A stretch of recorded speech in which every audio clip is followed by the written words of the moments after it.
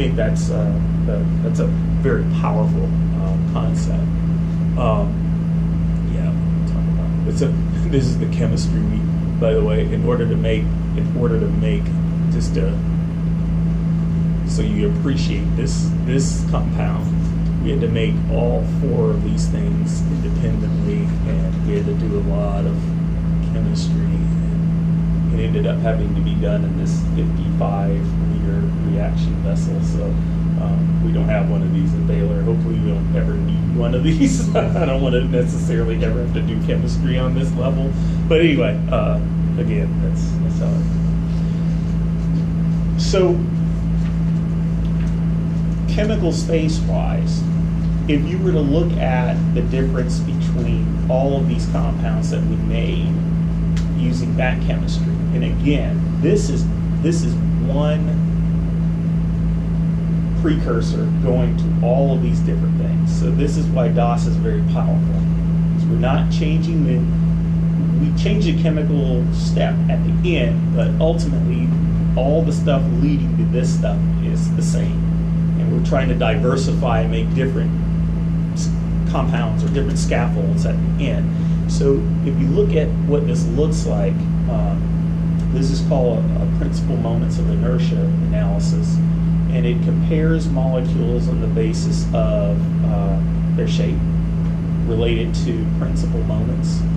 So like this laser pointer has, we can calculate the principal moments of it related to how if it's rotating, the different the coordinates of it, how the torque changes. So that's what PMI measures. And so if you look at the nuclei of these molecules, you can sort of use those as the mass points. And you can sort of see how these molecules rotate in space, which correlates to shape. So if you do that in such a way that you calculate it in the way these people did many years ago, you can compare things to rod shape, disc shape, sphere shape. So one chemistry leads to these different molecules, and you see how they span 3-dimensional space. So these are all the stereoisomers.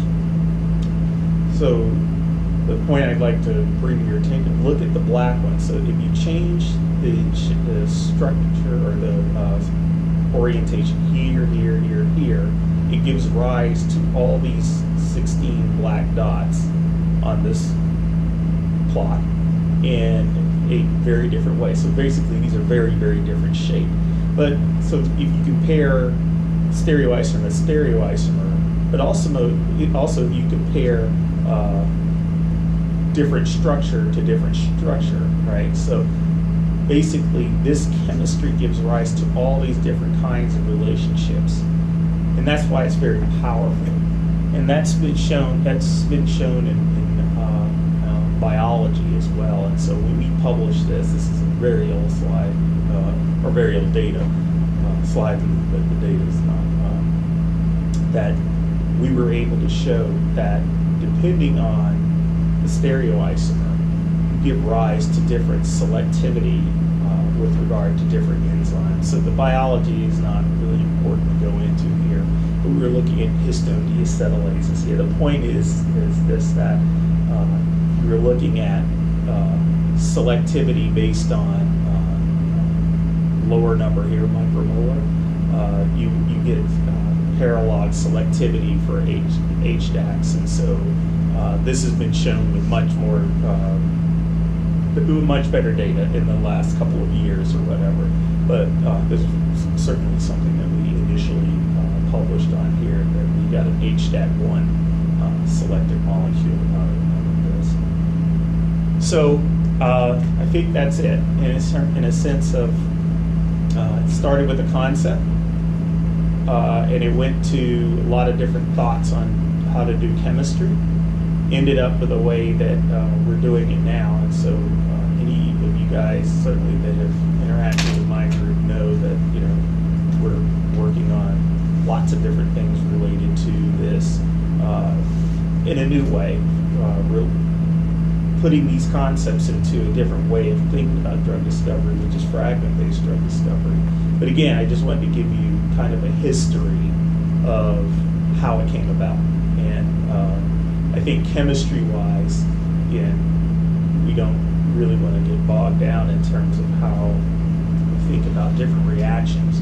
But the thought that goes into it, you should definitely be comfortable with. When you come to talk to people, you should be able to understand sort of where the roots of those thinkings come from. So with that, I will say what's next for you guys to determine.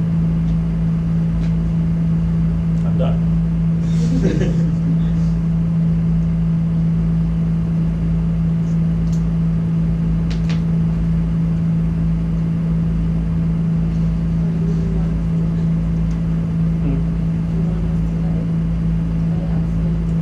Questions? Does it take a lot longer to generate a library using the build, couple, and pair versus, the earlier? Because it seems like you had what, 2 isomers, Yeah. 4 isomers, so that's 8 isomers. Right.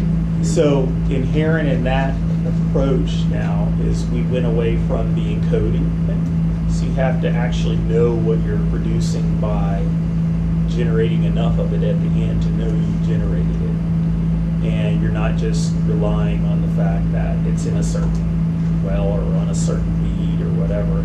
So yes, there is a lot more chemistry in terms of scale that's involved in that. So we have to make a lot more material.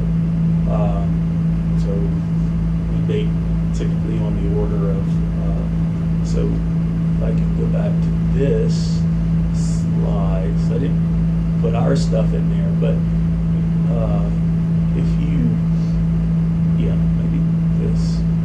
So we have to generate gram scale quantities of this in order to put it in a reaction, and then that ends up going into being diversified, which I think is shown here. So we did this, then at the end we actually did some diversification chemistry here and here. So in order to do that on a large number of compounds, you're going to have to put in a lot of material, and so that means the chemistry actually has to be very, very good. So we select for chemistries that are going to be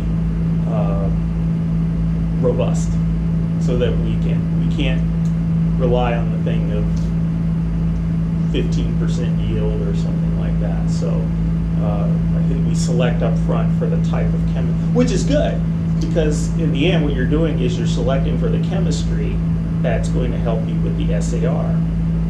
And again, even with these, we also select for things that will allow us to make different modifications. We could have made a lot of different modifications of this. We selected on that. So you want to go back to the beginning and make a different variant of these. It would be very, very easy to do it.